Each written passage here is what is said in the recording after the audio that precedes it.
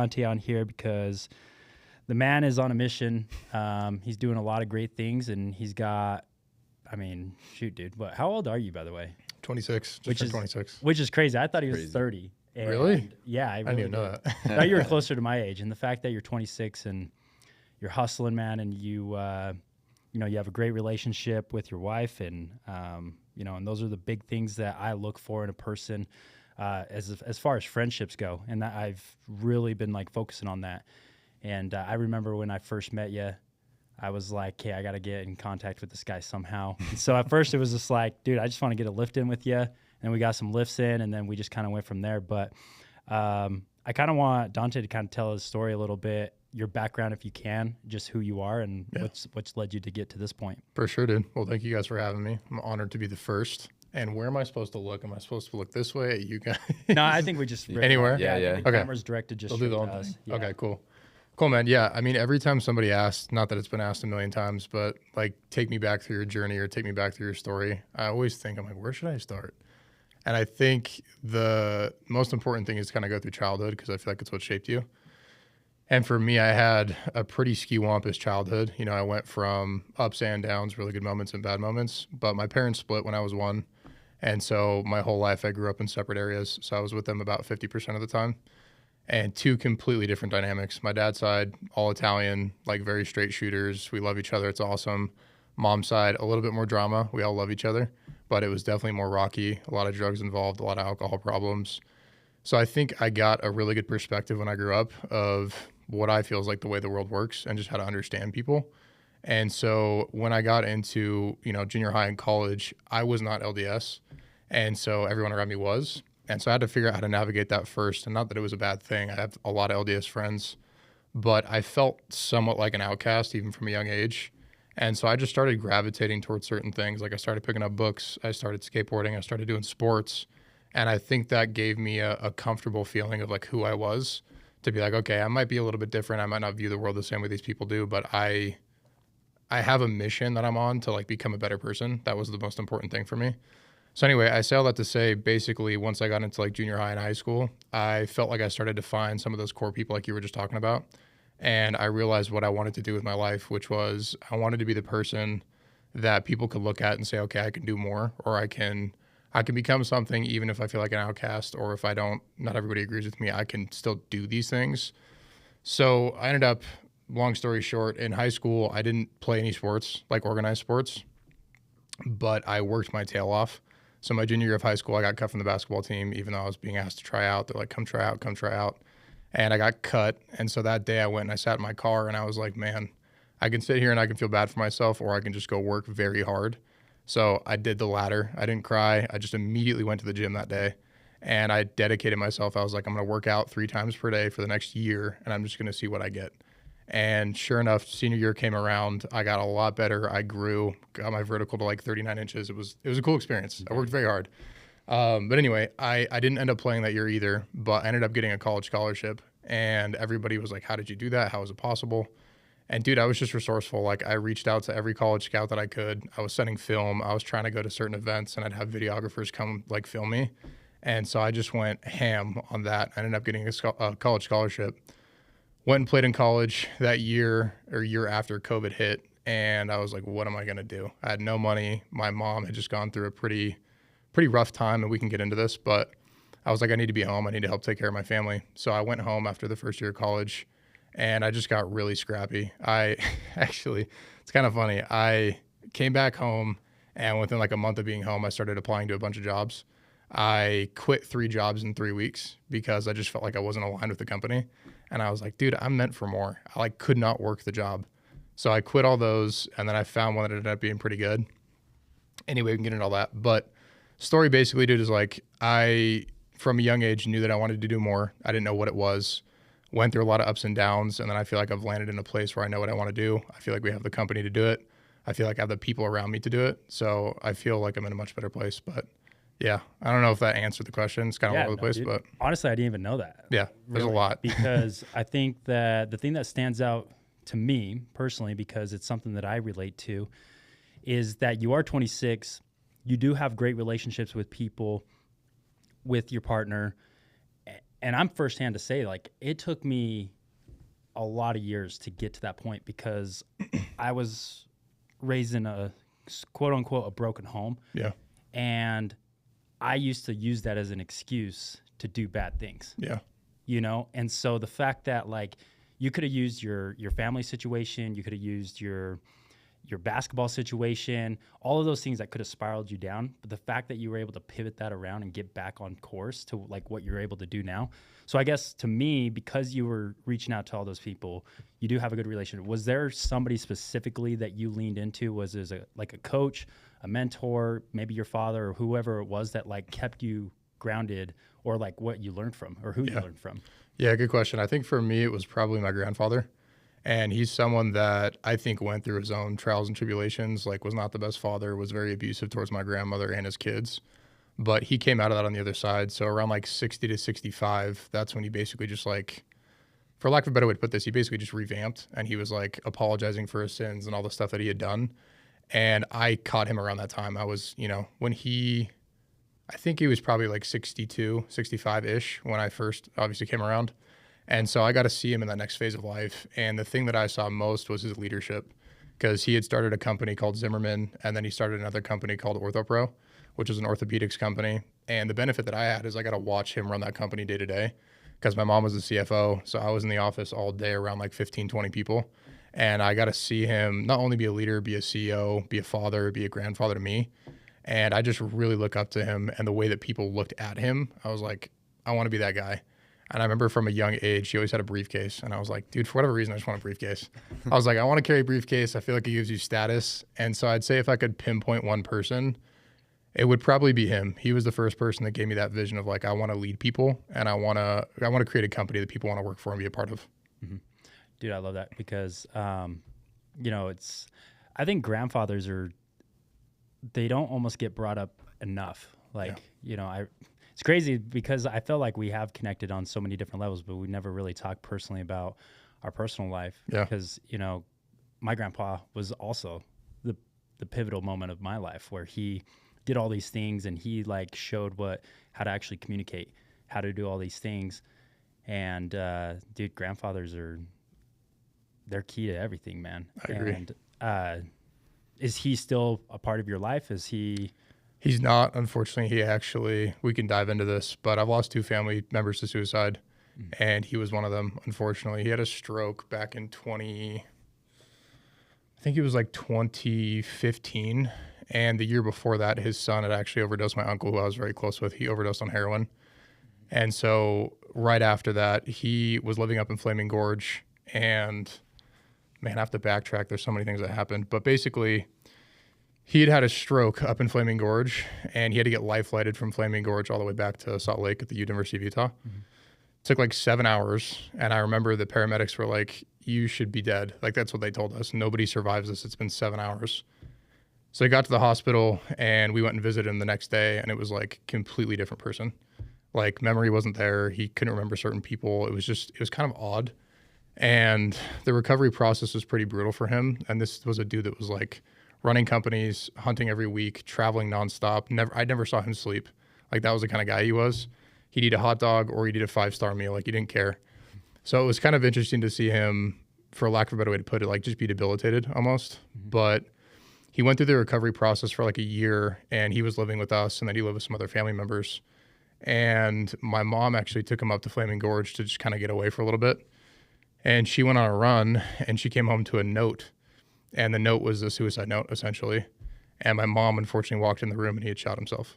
Mm. So that was also something that I think shaped me, just kind of seeing like the path that he went down and seeing him decline, which was basically like, hey, if I can't go be adventurous, if I can't hunt, if I can't lead, I don't have a purpose. Because like if he was in his right mind, he would have never done that. So I learned a lot from that opportunity, or that situation as well. And it was one of those things, again, it's like, do you let it define you and like eat at you, or do you let it be a learning lesson? So I try to let it be a learning lesson for sure. Yeah, dude. And it's crazy that you just kind of touched on that, because I was actually just thinking about this on the drive here, where I was listening to a podcast, and the guy was saying like we need to almost somehow in a healthy way start promoting that it is okay to be obsessed with something. Yeah. In like your careers and your hobbies and all those things.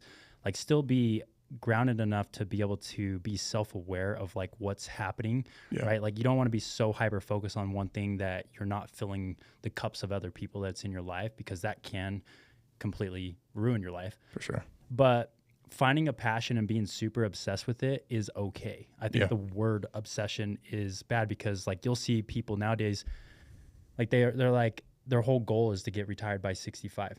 If I'm retired, I can be done with work. And then as soon as they're done with work, 10 years later, they're in a rest home. Yeah. Because they lack purpose. Like us human beings need purpose.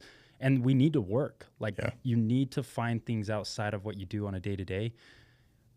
Even if you're focusing on work, okay, find hobbies. And then when you're done with that job or whatever, move on to the next thing that you can create your hobby into a career, because that's our human nature. Like we should always be going. And it's a prime example why depression is so depleted, is because like you'll see so many people, they'll go to work, they'll clock out, they'll go straight home, they'll order some DoorDash, they'll sit down, they'll watch a movie, they wake up, they do the same thing. Yeah. They'll wait for Saturday, or they're going to wait for the next thing. But then it's just like they keep waiting for this thing to change for them. But it's like all you have to do is literally just stand up, walk outside, and like do something, and then like get obsessed with that thing. Like if it's pickleball, like if people love pickleball, go play pickleball and be the best pickleball player. Get in events and have some sort of goal. Like I see all the time where people are like, oh, all these runners, it's a trend now, or high rocks people. But I'm like, man, dude, like they're giving them some sort of purpose outside of work. And it may seem like that's all they do, but like those guys are going to thrive. Yeah. They're going to continue to thrive because they're not just sitting back and like losing purpose, because the happiest man and a man that you looked up to lost his purpose and he became less of who he was. And I'm sure you looked at him as like, gosh, this guy's the strongest man ever. Superman, dude. Like that's literally how I viewed him. Like nothing could get him down. Everybody knew who he was too. Like everywhere we traveled, walking to a gas station, they were like, Jess, how's it going? And he could just talk to anybody. And it was like, man, this guy doesn't have any flaws. He doesn't have any doubts. Like that's how you view it as a kid. And then you get older, you're like, wow, you know, everybody has those moments and everybody has those lows. And that's why I love what you guys are doing with Mythos, because it gives people that open spot where they can talk to one another. We can be vulnerable. We can talk about all the things that we all internalize and realize like, dude, everybody's thinking the same stuff. Yeah. Some people just don't talk about it. Yeah. And if you think that they don't think about it, they're lying to you. 100%. Or if they think that they've got it all figured out, it's also another lie. Like, dude, every day, Monday through Sunday, I'm 4 days out of the 7 days, it's going to be a hard day. Yeah. Like, it's just, it doesn't matter. But as long as you like have something to look forward to, like, just start shifting your mindset that I'm like, oh, I look forward to going to work today. Yeah. I might be able to see, you know, Colby in the break room or whatever. Like whatever it might be, just start changing your perspective of being like, oh, I get to like see somebody and have a good connection with them. I agree. And then just be intentional with the conversations. And, you know, I know that you've done a fantastic job, and I'm sure that's probably something that you've learned from your grandparents. Cause I learned that from my grandparents, dude. We'd go to the golf course. Dude, my grandpa would know everybody. Yeah. And I'm like, weird. And we would go to the next golf course.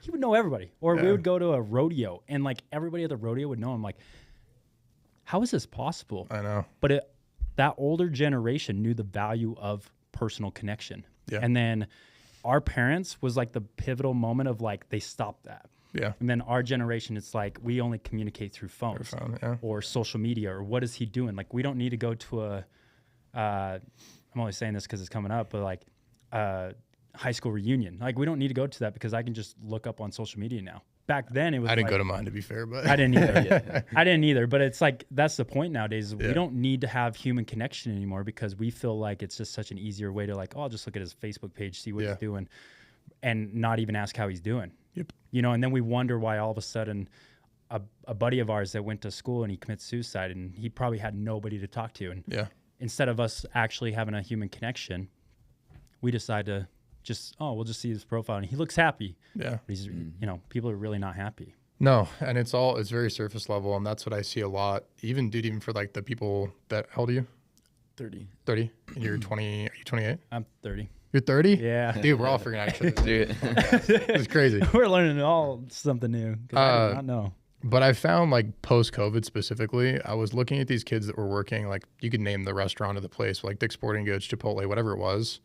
And like, dude, they couldn't look you in the eyes. They couldn't hold a conversation. Nobody holds doors open. I don't know if this is a Utah thing, but like I noticed people don't hold doors open, or they don't say thank you, or They don't say no thank you in the whole. It drives me I'm crazy. like, let me grab your shirt, pull you back down, be like, okay, we're gonna do this again. We're gonna try that again. Let's have common courtesy.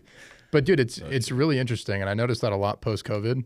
And that's one of the things that I want to like rewire, especially with AI being in the mix, and people are even more so kind of leaning toward like, oh, I don't need to develop these personal skills. I think is the most important thing you can have, because if you do have it, it's going to help you separate. And people realize that they're like, wow, what is wrong with you in a good way? Like, how are you able to communicate? How can you network? How can you go to these things and not be so anxious? Because that's what a lot of people are dealing with. Like they just have social anxiety. They can't even speak. Yeah. So I guess here's a question for you: is when did you have that pivotal moment? And was it somebody that kind of lead you into that way, or did you just were like, I got to go meet people? Like, what got you into that point where like personal connection? Man, it's interesting because when I was a kid, I was like I don't like labels, but I was very, if we're going to put a label on it, introverted. And people always told me that too. They're like, you're so introverted. You're so introverted. And so I kind of developed into that person until the age of like 18. And then when I came back from college, I was like, if I don't develop the skill to either speak on camera, make content, network with people, be on stage, I can't have the impact that I want to have. So I need to either do it now or just put it off. So I remember I was sitting in Harmon's over on holiday, and I was reading Tony Robbins' book, Awaken the Giant Within. And dude, that book completely reshaped my life. But there was a portion of it where I was just writing down what I wanted my future to look like. And it was like 2 pages long. He basically said, like, take your life where you're at now, write essentially an autobiography of what you could be, and then create the gap in between the two and say what you're doing differently. The big thing for me was like, I wasn't able to speak. Like I was so, at that time, introverted. And so right after that, Gary Vaynerchuk made a video that was saying like, you need to be on TikTok and you need to capitalize on it. It was that and LinkedIn. Those are the 2 things at the time. And so, dude, I remember to the day, I picked up my phone, I went into the bathroom in Harmon's and I recorded a TikTok video. And it got like 600,000 views. And I was like, whoa. Yeah. And at that point I was hooked. So I wasn't fully like open at that time. Like I couldn't speak on camera like I can now. And I wasn't the same person, but I was like, I'm going to commit to it. And so every day I was filming 2 to 3 videos. I think through that process of being on camera and being scrutinized and getting millions of views, I was like, I'm not dead. Like I can just do this. It's fine. Yeah. So I guess to answer your question, it was probably like 2019 is when that moment clicked. And it was from one day at Harmon's reading a book, listening to Gary Vaynerchuk. And I just committed to it. I love it, dude. Yeah. Gary V he's been a big part of like, I mean, his impact of just like not giving a flying F, like to do this, you know, is like, it's completely changed my thing. And like, I think a lot of people don't realize this either, is like, it's still hard to talk in front of the camera. Yeah. Like, I mean, just starting this podcast, I'm like, how do I even start this? Yeah. Like, and then you just kind of get into a flow, right? And then you kind of just like ignore the things that are around you. But it just becomes repetition. This like goes into anything. Like something that I did when I realized that I needed to do it, because I believe introvert and extrovert is a fake thing. I think everybody's extroverted. Yeah. It's just they believe that they're introverted, that it's you are what you believe you are. And so the more that you keep telling yourself, or the more that your parents keep feeding you like, oh, you're introvert, you start to believe that. And like then you're suppressing exactly what your potential is, because you're believing what somebody says. And then you're also telling yourself that. So then you're like, oh, I'm not meant to be great. Yeah. But everybody's like literally been brought to this world. God all created us equally to then go create. And outside of that, flesh like caps us for exactly where we need to go. But one of the things that I started doing, it was like 3 years ago. So I just went through a divorce and I was like isolating myself a little bit, but I was like, man, how can I like get out of the comfort zone? Dude, I would take Ubers. And I'd take Ubers to the most random places. And it was literally to the point where I could just have conversation with somebody that wouldn't put pressure on me. To the Uber driver? To the Uber driver. Dude, that's sick. And I was like, okay, I just need to have a conversation with somebody. Yeah. But it was always hard for me to like, because I used to drink a lot. And to me, when I drink, it was very easily to like have a conversation at the point, because I suppressed my emotions. And then I was like, oh, okay, like now I'm funny. Like somebody thinks I'm funny. Like if I say something, I kind of forget. Yeah. So I was like, okay, what's the easiest way to have a conversation with somebody? I would literally order an Uber driver to go maybe on a 20-minute drive, and I would force myself to have a conversation with them. And one of my goals was always to get the Uber driver to open up. That's sick. And that was it. And I would just have conversations with these people. And then all of a sudden I realized that it gets a little bit easier. Now I still struggle, right? Like I can't just like walk up to everybody all the time, but it's like I've realized that it's a lot easier to have conversations and understanding what questions to ask somebody. Cause I'm like, I've taught myself to actively listen. Yeah. Cause dude, I used to not actively listen. I'd be like, what'd you say again? Like, I think it's a common male problem, to be honest, more than anything. Yeah. And so like now I'm like, oh, I love listening to what somebody has to say. And then I'm like, okay, let's dive further. Like I want to think further of why you think that way. Yeah. And yeah, dude. And for me, it was literally just to start ordering Uber drivers. Dude, that's so sick. It was similar to kind of like what you did with getting in front of a camera. Yeah. And it just brought up one more thing that I did, which I just maybe blocked this part of my life out. I don't know. But when I was 19, I got recruited by Amway. And everybody in Utah probably knows what Amway is, or any MLM. And no offense to the people that are. I don't know what that is. Do you not? Oh, do you consider it a blessing, my guy? Dude, yeah. No, I'm just kidding. It's multi-level marketing. So Amway sells like a bunch of products. They're massive, multi-billion-dollar company.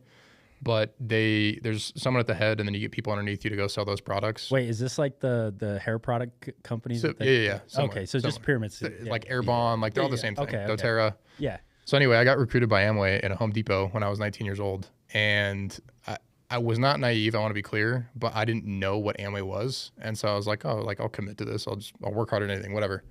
So I showed up to the first event and I was like, this is kind of strange. And I ended up going through with it because, and this was the only reason, was because what they asked of you to do was basically go meet 3 new people every day.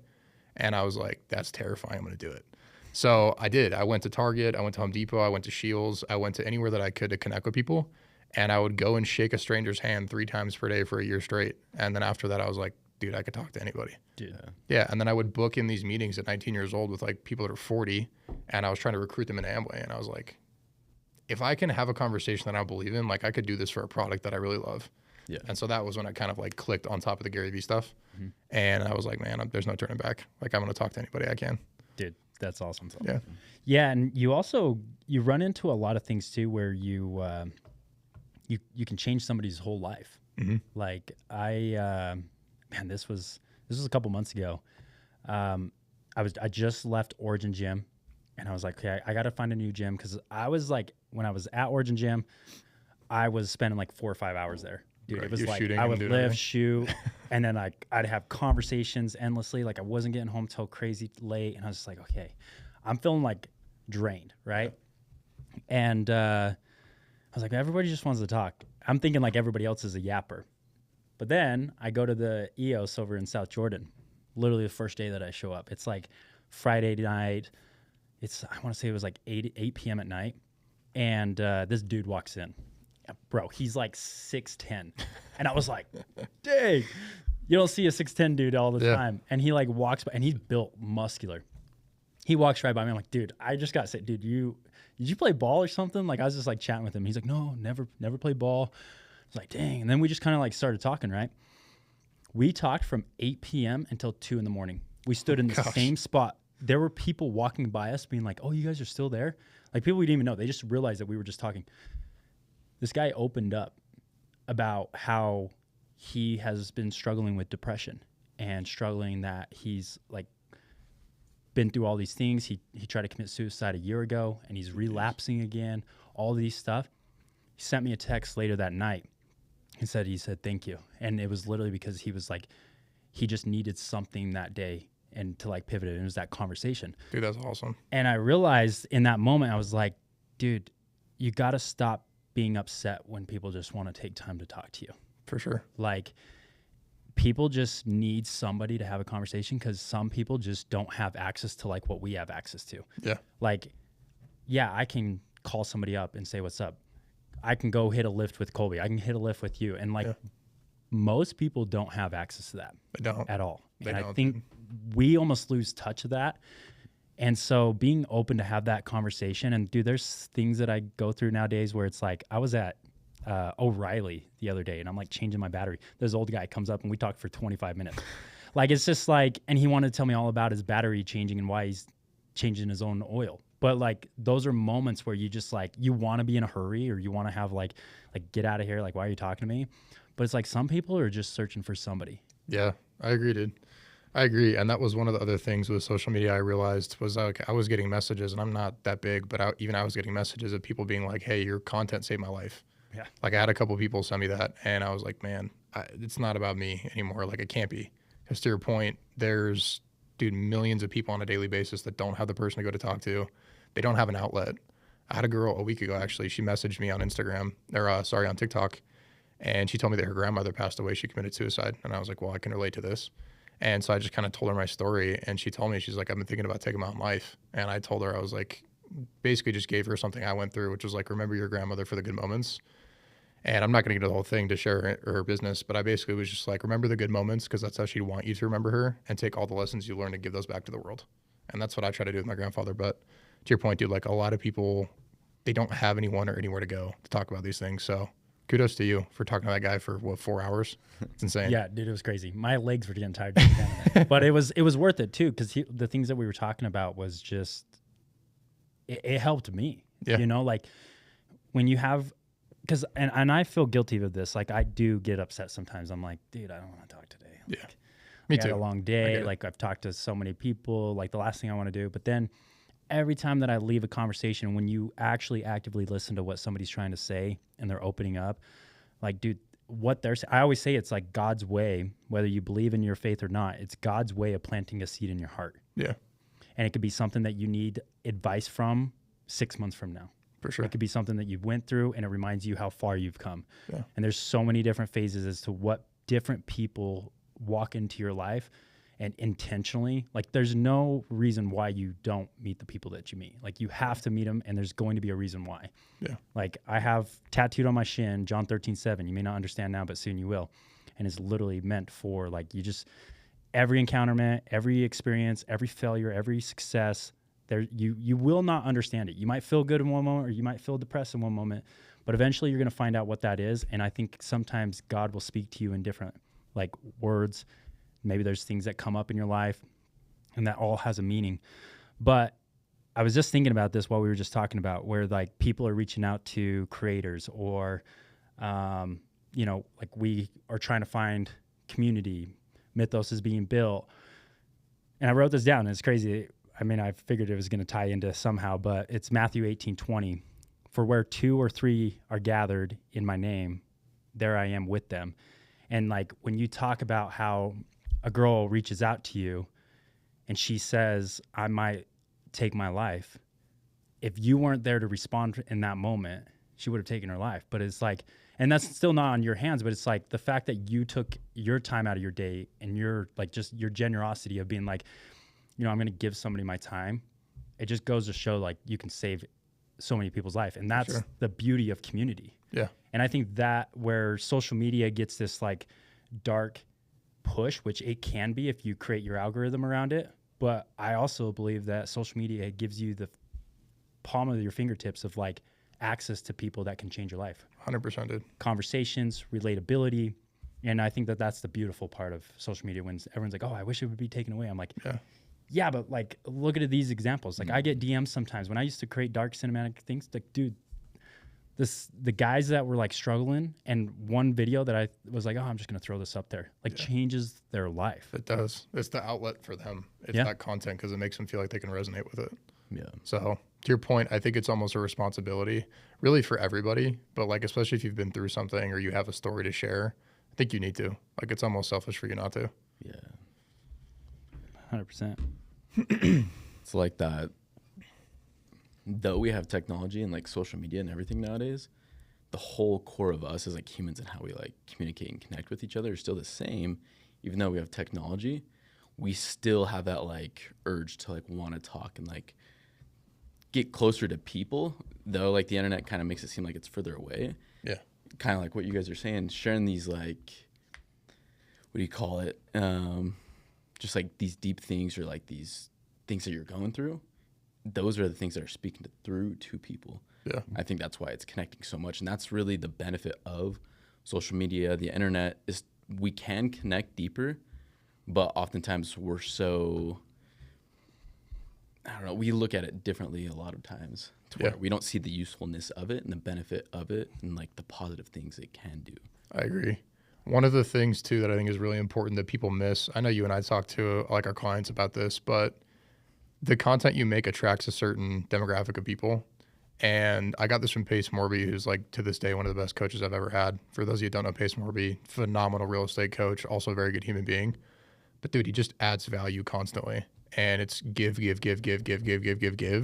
And people, because he gives so much, they're like, dude, what can I pay you? Like, what's your paid stuff look like? I want to be a part of this because you've given me more for free than anybody has that's paid. But the thing that I learned from him, he says this all the time, is your vibe attracts your tribe. And that goes for community, that goes for content, that goes for the products you sell, it goes for everything. And so that's why I think your brand, whether you make content or it's just in real life, it's the most important thing that you have, because it's going to bring more opportunities into your life.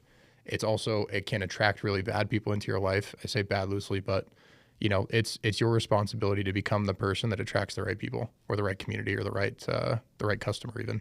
Yeah. And it's one of the hardest things that you do too. And I think this is why people stop doing it or don't want to do it, is because if I put myself out there to build something that is worthwhile or valuable, either they believe that somebody's going to take from them, for sure, or on top of that, they believe that nobody's actually going to show up for them and it's embarrassing to do that. Yeah. But the truth is, anything good that comes from it is never easy. No. Or it wouldn't be good. And so like when you hear all these people that are hyper successful, you know, you'll go through a line and you'll like ask let's say Tony Robbins, how'd you do it? And he goes, work hard.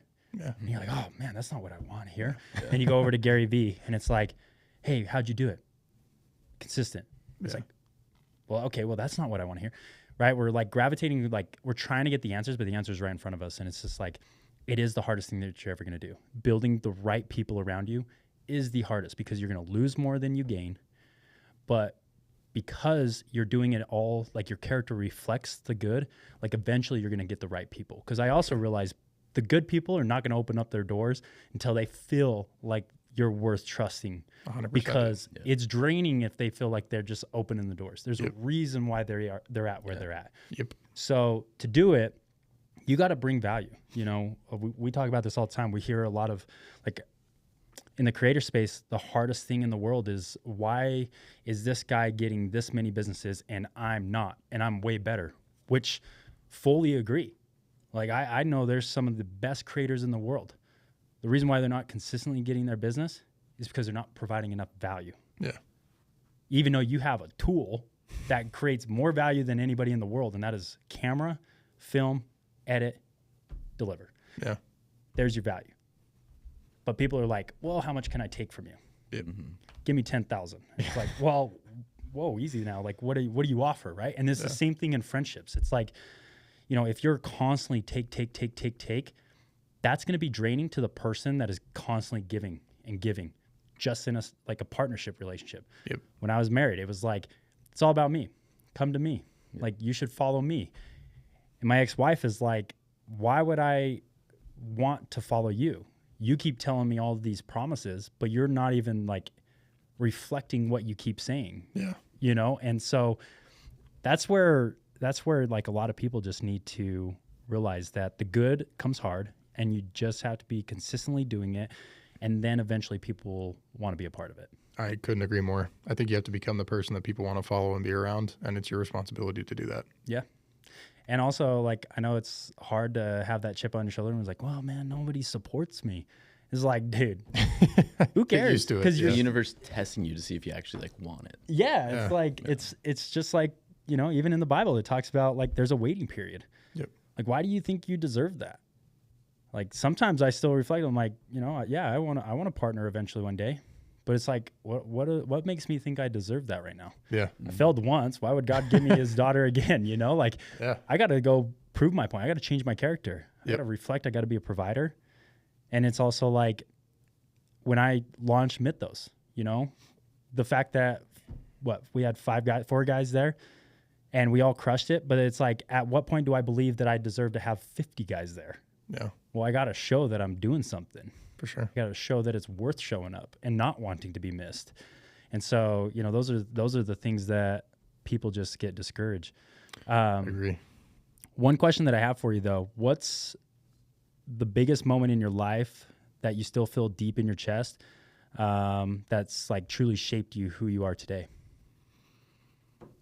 It's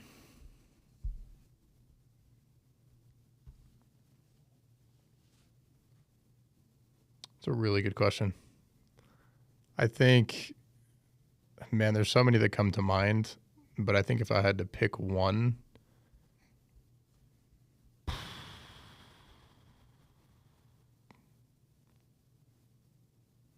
man, I don't know. I'll pick one that I think was very instrumental for me, which was honestly it's two parts, but it was when I first heard about my uncle, because it was the first death I'd ever experienced. And I remember that to the day. My mom picked me up. I was 15 years old. And my uncle was like my brother. Like, he was one of the guys, in addition to my grandfather, that I just looked at. He was like, he was invincible. He got all the ladies. He was funny. He was charming. He just lit up a room. And I was like, man, I want to have that kind of character when I get older. And he'd been in and out of jail for pretty much the whole time that I'd known him. But when he was out, he was great. When he was in there, it was because he was doing something stupid, obviously. But I remember my mom picked me up when I was 15. And this is my mom's little brother. He was 32 at the time. And she picked me up and she told me, she said Clay had passed away, and I had found out what had happened. And my brother, unfortunately, I feel really bad for my family. My brother was the one that found him, and they were doing drugs at the time. And I think in that moment, dude, I've never been that mentally distraught since then, even with my grandfather or anything else that's happened in my life, because I'd never dealt with that before. And I think at 15, you're in a very vulnerable state. You got hormones going. It's kind of crazy. And for the whole week, I was just like not myself. And I remember being so angry at the world. And I was like, dude, there'd be 15 guys on the street that could walk up to me right now. I'm going to kill all of them. Like, I had that much rage within me. And I think in that moment, it was like, man, I can really go and lean into what a lot of my family's done, which at that time was drugs, alcohol, and just kind of giving up, not all of them, but some of them.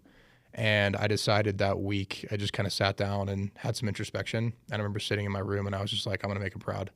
And I think I did the same thing with my grandfather, but that was really the first moment where I was tested like really hard in my life. And I decided that I was going to go one route versus the other. So if I could pick one moment, I'd say it would probably be that. Yeah, dude, I figured you made a post, I think it was like a couple months ago. I can't remember. You were just like, you said something where you were like, you don't understand why some people have like certain mindsets towards things because, like you are living a good life. You do have a lot of good things going for you. Yeah. But as a person that's been through a lot, it was like I could read through that screen of like, dude, I know this guy's got a story. Yeah. He hasn't, at least I haven't seen it yet. And because nobody has that kind of perspective without having the decision to make. I would agree. We all are faced with some sort of like moment of rock bottom, and it's like, what are you going to do about it? Yep. Like, am I going to let this define me? And then if it does define me, it's going to make me spiral. It's going to make me angry at life. It's going to do all of these things that I don't wish upon. And then at the end of my time, I'm going to be sitting in my bed being like, man, I wish I would have done that differently. Yep. And that is like my biggest haunt. Like, it haunts me for my life. Is like when I was just before I went sober and I was like sitting there and I had my last drink of alcohol. I was sitting there the next morning. I'm like laying there like, is this the life that I want to live? Like, truly. And I was like, no, it's not. Like, why am I doing this? And that was the time where I was like, I never talked to God, but I was like, God, if there's some sort of sign that shows that like I'm not meant for this, like, please show me. Like, I just need it. And dude, I'm sure, and I would be curious when you made that decision, what that moment was. Like, if there was something after it was like, Dante, you're on the right path. Because for me, I'm coming home one day and I'm like, stop at this light. And the light was longer than ever before. Like, I don't know why this light was longer than ever before. And I finally like looked over and there's literally a Catholic store right there. And I was like, and I felt this pull, like I just need to go in there. Walked in there, bought a Bible, went home, literally sitting on my back patio. And I'm like sitting there looking at the Bible. I'm like, I don't know what I'm doing with this. Flipping through it. And I read James 5:8 and then I read John 13:7, and I'm like, okay, I don't know what this is. Literally the next day, the company that I was working for said I'm flying out to New York. Literally flew out to New York, come back. My wife had divorce papers on this paper. My whole life changed. Bought a camera the next day. Like, the whole thing just, and And I'm curious if you had something like that where, because for me, and I've talked to many other people that have this, like, here's the rock bottom and I finally made the right decision. So yeah, Yeah, I think, again, there was a lot of things that stacked, but I think I just noticed myself after that moment, like I was so much more empathetic towards people. And I think that started serving me. So like even at 15, I was like trying to understand people's situation. And that's part of the reason why I felt like an outcast. Because I was like, why do people look at me so weird when I want to have a deep conversation? But it started serving me, and I started finding these people in my life. And I think a moment when I realized that it was the right thing to do, or like I was going down the right path, I was working at an old folks home, and I would have conversations with these people that were, 75, 80, some of them 90 every day. They'd come up to the front desk and I would just start picking their brain. And every week I would like pick questions that I was going to ask them just to try to figure out like, what did you regret throughout the course of your life? You're 80. If you could go back and change something, what would it be? And I got all this feedback every single month or every single day really. And I remember looking back over the course of like 6 months of doing that. And dude, it was consistent with everybody. It was like, don't have regrets, find the love of your life. Don't let her go, or him. And it was just like the same stuff over and over again. And I was like, okay, I made the right decision. Like I could have gone on this path and used it as an excuse and be angry at the world, but it doesn't serve me. I'm going to be super miserable when I get to my deathbed, and I don't want to live life like that. Yeah. That's amazing, dude. Because, yeah, I mean, the fact that I didn't know your story, and I'm like, and I could tell you one thing, just like the way that you presented yourself the day that we met, I was like, dude, this guy's got, like, you were just genuine, right? And that was definitely something that caught my eye for the first time meeting you. So the way that you represent yourself for first-time people, there's a reason why people reach out to you for the way that they do. Thanks, dude. Because they feel like very welcome to do it. Telling Colby, like even like he just barely met you. And one of the things even Colby highlighted last night was like, we were just chatting about it. And he was like, yeah, dude, Dante's just a good dude. Like, thanks, bro. He just like, he just is like, true, bro. Yeah, it's like you can just sense with people, like when people are acting out of authenticity and just truth. Yeah. Like the way, like I don't get super, like I can see people's perspectives. Like I can see why this person may be angry at this person thinks of the world this way. Everyone has their own stuff, but the people that, even though all this stuff is happening, they still act out of the truth and try to become better from it. And by continuously going down that road and making that a habit, you start to become a different person. And then once you start seeing the good instead of the bad and letting the bad things control your life, you start acting a different way. People usually there's like less weight, and like there's less weight, more authenticity, more positive, and just genuinity. Yeah. And like that's the first thing I noticed with you. It's Thank like, you, bro. This dude, he's chill. He says what he means, or like he's not hiding anything. Like he's present. He's talking with you, and like you can just see it, bro. I appreciate that. Thank you. Yeah, and the next thing that I want to bring up, because I know that we talk about your presence and the way that you present yourself to people and why people are very open to it. I know in the past you talked about it, like you weren't LDS. We've had brief conversations a little bit about you talking about you pray every day. My thing is when I talk about faith, I never want to talk about religion. And I think that is very important, because I don't believe that somebody has to have religion to reflect their character, that they're close with God. Yeah. And that's one of the reasons why it's been very easy for me to have conversations like that with people, because I never be like, oh, Dante, what's your religion? Because then he's like, well, I don't know. Yeah. And then you're not actually having the context of like what the real question is about. Exactly. So for me, my question is, because your character, the way that you have in your relationships, it's everything that when you open up a Bible, you reflect that. And my question is where do you have your relationship with Christ? And if it's just something that you're like, hey, I just know that this, if I have my character this way, it works. Or maybe there's something that you do on a faith base that has helped you a bunch. Good question, dude. And I think kudos to you for having that stance as someone that's Christian, because like a lot of Christians don't, and I don't fault them for it. I just think that they maybe don't have the perspective. And for me, like, dude, I took like a year and a half. I think this was 2023, and I just studied religion for a year and a half, every religion. And I was trying to understand, like, why do people believe what they believe? And why do they think that is the root of truth? And so I went down this whole rabbit hole. And for me, I grew up with half my family being LDS and then the other half being Roman Catholic. So I got to see different perspectives. And my whole stance from the time that I was like probably 10, I was like, I think the most important thing is that you have some form of morals. You have something bigger to look at, because if you don't, then you're going to be lost in this world. And I think we see that right now. I think a lot of people are extremely lost because they don't have a moral compass. They don't have any rules or things set in place to try to figure out like how to navigate. So for me, I think seeing all perspectives from a young age, one of the things that I realized pretty quick, all humans are flawed, number one. But number two, I think religion is a beautiful thing, and I think it's very helpful. I think humans, because of ego, greed, you could go down a whole list, they ruin religion. Yeah. And I think people then see that and they go, well, I can't be Christian, or I can't be LDS, or I can't be Catholic because this person did this to me and they were that. Yeah. I think that lacks a lot of maturity. So for me, I'm not particularly religious, but I do believe that there are so many things in the Bible specifically that are just things that are rooted in truth. And I think that they're things that people should study and understand why. Yeah. You know, like the law of reciprocity or treat thy neighbor. Like I think all these things I was taught from a young age.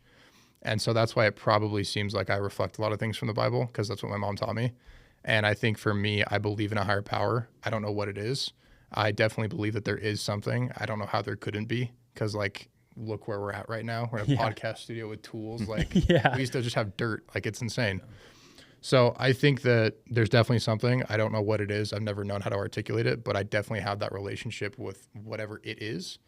And I think everybody should have that in some form, because I think it's beneficial.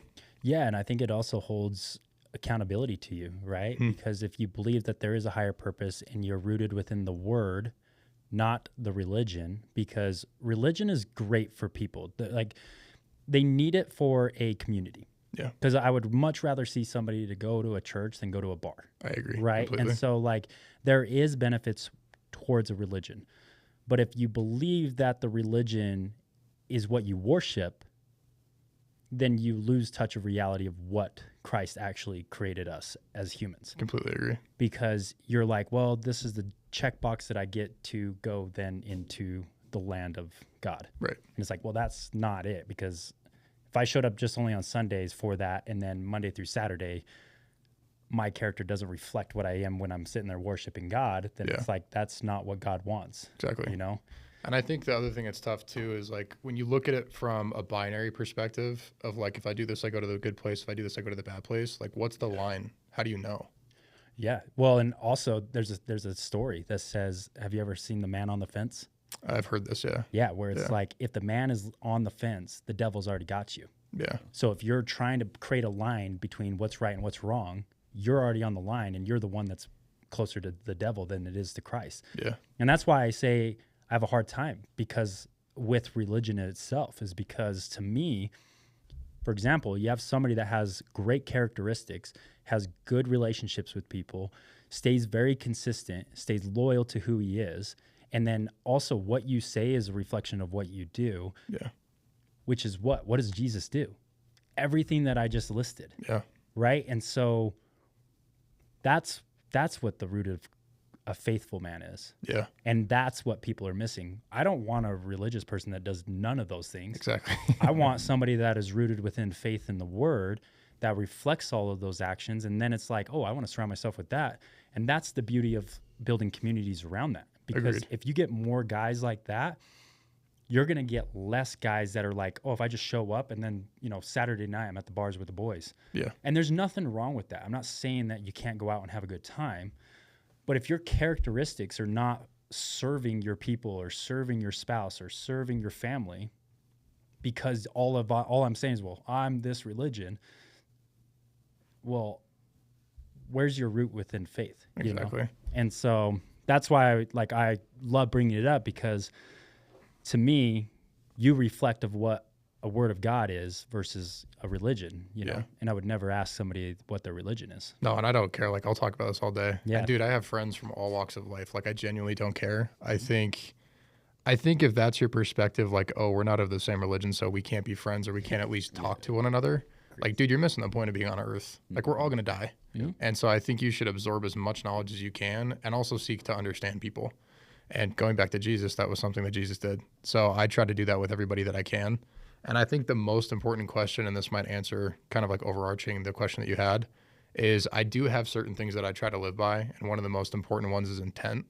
And if I just ask myself, is my intent good? And I define what that is because I have these morals, then I'm good. Like I don't have to worry. I don't have to be stressed. I don't have to be nervous because my intent is better than the other person, or just in general, I compare it to myself.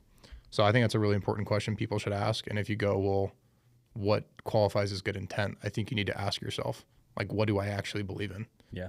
And most people don't know. They don't, you know, because they're, well, I believe in this. And it's like, okay, but that's not a reflection of what you actually believe. You know, it's easier to just say that than like actually become it. There's one more thing. Sorry. No, you're good. There's a really good quote on this. It says, we question all of our beliefs except for those that we truly believe, those we never think to question. And I think when you can sit in that and you can be like, man, even from a young age, like, why do I believe that I should eat this kind of food? Or why do I believe that I should do this thing? Most times you don't know. And so that's what I would encourage a lot of people to do. I did that for a year and a half. Every week I was just like going through these different things. And I was like, man, I have no idea. Like I couldn't answer that if someone asked me. So I try to work through those things. Dude, I love that. Love that. So because we've talked about community, faith, you know, your story and everything like that, why do you think that so many men try to fight their battles alone? I think a big piece to it is culturally, like where you're brought up. I think that's a component. I think your parents as a whole are extremely critical in playing a piece to this. And I could speak for me personally. I grew up with both dynamics. So my grandpa obviously was like hard ass, like don't talk about emotions, work through everything. And I do tend to lean more that way, but I'm also very open and vulnerable. And I think a lot of that came from my mom being very nurturing and loving, but also my dad too. Like my dad didn't have that from his father, and he always displayed that to me. Always told me he loved me, always was open emotionally, was very, you know, artistic and like open about how he expressed his emotions. And so I think I got to see that, and I'm really grateful that I did because I know a lot of young men don't have it. But I think as you get older, the reason a lot of young men don't is because you have people on the internet telling you that it's a vulnerability and you shouldn't do it and you're weak. And I don't think that that's the truth. And I also don't think these things are binaries. It's not like if you express yourself, you're a weak man. It's like there's ways to do it that are healthy, and there's ways to do it that could be detrimental. So it's a multifaceted issue, but I also think that the woman that you're with or the man that you're with is really, really critical. And a lot of people don't have that safe space. And so I can speak from personal experience. When you do, you don't have to worry about like, oh, if I express this, she's not going to like me anymore, or he's going to hate me, or whatever the case might be. So I think there's a lot of factors, but the most important part is having a good partner that you can trust. That's it, dude. And I've had the pleasure to go to men's retreats recently, and I realized that there's two factors that control you: the one that suppresses their emotions and one that overexpresses their emotions. Yep. And you have to realize that both are vital, but like you have to have a good balance between the two, right? If you let your anger and suppression and all of those things reflect that into your personal life and your friendships, like it's going to reflect whether you think it's not or not. Your energy, like energy is real. Yep. And if you're having that reflection of just negative energy coming off of you because you're angry or whatever, it's going to reflect. And then all of a sudden your family and everybody else around you is going to be like walking on eggshells. Yep. And then the next thing is like, as a man, if you completely allow your current reality and be a victim of it and never find a solution out of it, you're never actually, then you are weak at that point. Like you got to figure it out. You got to align to your point. Like if you're saying you're going to do something, you have to go at least take action and try to be that person. Because if you're not, that's when a woman in that example is going to be like, hey, you're not doing what you said you were going to do. Yeah. And then there's this disconnect. Exactly. And I think another really important piece to that is whether this is your relationship with God or whatever you believe in, I think a really important thing is having an internal dialogue. And I don't think a lot of men I don't think a lot of people have that. I think the statistic is like 96% of people never talk to themselves, which is insane to me. But it's pretty telling given our world. But I think if you can do that, you can kind of just work through a lot of these things by yourself, and people don't think they can, but you can. And I think when you're able to do it with you, then you feel more comfortable doing it with other people. But if you don't have those conversations with yourself, you're not going to go talk to somebody about it. Yeah. Ever. Yeah. Which is so crazy because like, dude, just a 20-minute drive here, I thought about like 20 different things. Yeah. Dude, I talk to myself in the car every day. Yeah. Like people think I'm insane when I say that, but I literally talk out loud to myself every day when I drive. One thing that I think a lot of people should do is they should just like, I'm not even saying this on a content standpoint, but one of the best things that I've ever did was actually buy a camera. Yeah. Yeah. I post publicly, but like the fact that I'm able to just talk to it, it's almost like I look at myself and I'm like, oh, I'm just talking to myself, Yeah. you know, and I have the camera propped up and I'll just drive and I'll just riff it off. Like I actually did it the whole way here. I have my Osmo and I'm like sitting there talking to my Osmo. Most times nobody even knows that I like even do it. But to me, it's like I'm having this conversation. Also, it helps you be very intelligent of like what you need to say. Like the more that you speak, it's just like reading a book. For sure. Right? The more that you read, the more knowledge you're going to consume. The more that good, positive information that you consume, the more that you can intelligently make a decision in your stuff. And that's the same way of like, if I can talk to myself, dude, I can talk to anybody. Because like, and half the time I slur the words at myself and I'm like, dude, what am I doing? But it's like, if you can overcome those things and the more that you can articulate things from like thinking to hearing to thinking to implementing, like your whole life can change. I agree. I think there's so many things to talk about in this realm. We could talk about from a business standpoint, but like, dude, I could flip through my journal and all the notes that I have and all the things that I draw. And the reason that I do that, it's kind of a multifaceted thing, but if you read the book, The Road Less Stupid, it's by Keith Cunningham. I'd encourage everybody, all of you watching this, to read that because it teaches you how to think through things, but also what that actually means. Like, what are you trying to get to? What's the point of thinking? Yeah. And that's really, really critical. And I think when people understand how to learn, you have visual, auditory, and kinesthetic. If you can understand how you learn, then you can just apply these things. So if it's journaling, that might help for you. If you need to draw things out, you can do that. If you need to talk into something and listen to it back, you could do that. And I think if you do all of them, it's really helpful. I lost my train of thought. I was going to bring up a point about that. But anyway, point being, I think it's really important to speak with yourself, journal, just get the emotions out. I think is really critical. And I think to just piggyback on this, because I think a lot of people think like, I got to have the perfect routine. I got to do it. It's like, dude, my routine sucks. But it's like, I have these in every place of I have like 2 journals in my truck. I got journals like by my nightstand. Like I have stuff that's in place to where like, if I need to write it, I will. I don't pressure myself to write it because I feel like when you're intentional about your stuff, you don't always have to like force anything out. Yeah. Right. And one thing that I realized about writing things down, it's really cool to go back and look at it. I agree. And one thing that I wish that, you know, my grandfather did or my parents did, I don't know if they do, but I doubt it, is write in a journal and let your kids in the future see it. Dude, I just bought my dad one actually for Father's Day last year. I bought him. It was like the TikTok ad. Dude, it's like every month they're supposed to go through and write something about their past, Dude, I gotta their do favorite that. music. And dude, he was so happy. He was like elated. He was crying. He was like, this is the best gift I've ever received. He was so excited to fill it out. That's so cool because to me, like, dude, I'm like sitting here and I'll write it and I'm like, man, if I can like, because I'll even go back and I'm like, dude, I can't believe I was thinking that. Me too. Yeah. And then the other one's like, wow, look how far I've gotten. Like, it's kind of cool for me. Yeah. You know, I'm like, man, I'm actually like reflecting on the stuff that I made progress like 3 years ago. I agree. Like, it's good to measure. Yeah. It's like, dude, I'm like, I have this written. I took a picture of it and it was like, it was the first day I bought a camera. I don't know where this is going to take me, but wherever it takes me, I hope it inspires one person. Dude, that's sick. That's I love that. literally in the journal. And I'm like, dude, that was my pivotal moment. I love that. And, but it's like, if people have that, like think about all the struggles that you've gone through or the successes, and you can give that to your kids. So then when you are educating them for like leading them in the future, you can literally, they'll know that know what you're talking about. Yeah. Because there's proof. This is why I tell people, I'm like, you got to go do crap because it's like, if you're not willing to do it, when you become a father, how can you look at your boy in the eye and say, don't do that or go do that, but you're almost being a hypocrite. I agree. And that's what I always said to myself. I was like, I got to stop. I can't be a hypocrite. I got to make sure that I like stay true to my path. Yeah. And it starts now. It's not like, oh, I'll do it later. It's I'll like, do it when they come right around. now. Yeah. It's like, no, it's now. It starts before. So we're closing into the end, but I do want to ask you, it's about that legacy and growth, right? So if you, what do you want your sons or the next generation of men to learn from your story? I think if I could pick one thing, because I think this spirals off into everything else, is that failure is one of the most important things that you can accept. Because I think that, and I didn't come up with this was Stephen Bartlett, who does the Diary of a CEO. It's failure's feedback, feedback is knowledge, and knowledge is power.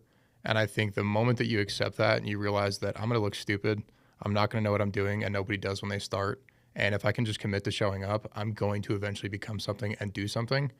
I think that's the first thing. So failure. And then the second thing to piggyback off of that is I would say align with some form of a North Star or why, because you're not going to do it for yourself. In most cases, you need to have something bigger. So for me, it is actually tied to young men, but also just people in general, which is getting people to, hopefully I can be a voice of reason or someone that can show people you can do a whole lot more with your life. And it's okay to be a screwed up person. It's okay to not know everything. It's okay to be vulnerable. You can still go impact the world, and you can do it ethically and morally. So I say it starts with failure, and then it piggybacks off into the impact that you want to have. Love that, dude. Awesome, bro. Absolutely love that. And for those of you guys that are listening to this, where can they find you? Where if you have socials? I don't know if I've ever plugged my socials before. Instagram is Dante Salby 3, DanteSalb, and then the number 3. TikTok, there's 2. If you want to follow the business stuff, it's Dante's Life _2. Main is Dante's Life. That's kind of just where I rant. And then YouTube's coming soon, so that'll be exciting. And then all the stuff that we're doing. Yep. Love it, guys. And dude, I appreciate you having us on, or having you on. No, thank you. Yeah. But no, it was awesome, dude. And it's one of those things. It's crazy. And this is why it's important to have a community, because you don't know somebody's story, right? Like, we could get so busy with life. You can sit there and build a business together, and I had no idea any of this happened. Yeah. Like, that's what's crazy. And so be open to have the conversations. That's why community outside of your work life is very important, because you can be inspired by somebody just by having an open conversation with them. And that took an hour, and we were able to dive into so much. And this is why it's important to surround yourself with good people. So the only thing that I ask for you guys is, if you got inspired, if you loved what we're doing with Mythos, come join us. But also on top of that, share the podcast, share it to other people. That's the only request. That's the only price that we're going to ask you to pay. But again, Dante, I appreciate you. Yeah, Colby, thank you guys. any final words today? No, I mean, you guys said it best, and I know I didn't say much, but I enjoyed the conversation. Definitely like learning a lot. Definitely need to get better at articulating my thoughts and stuff. But Hey, dude, that's one thing I noticed with you, bro. I'm like, you're like clear with how you articulate, and you're quick. Thanks, man. Inspiring. A lot of work. I didn't used to sound very good on camera. It's inspiring, bro. Thank you, man. And thank you guys for having me. Seriously, I'm truly honored to be the first person. And even if I was the 100th person, I don't care. I'm just happy to be here. well, we'll probably have you on a lot more, just because, dude, I could have literally kept going, but Yeah. I kept looking at the time. We're like 3 Goes by minutes quick. over. It goes by So quick. it goes by quick. We could have a lot of conversations. So once again, guys, we appreciate you guys, and stay tuned for episode number 2. Boom.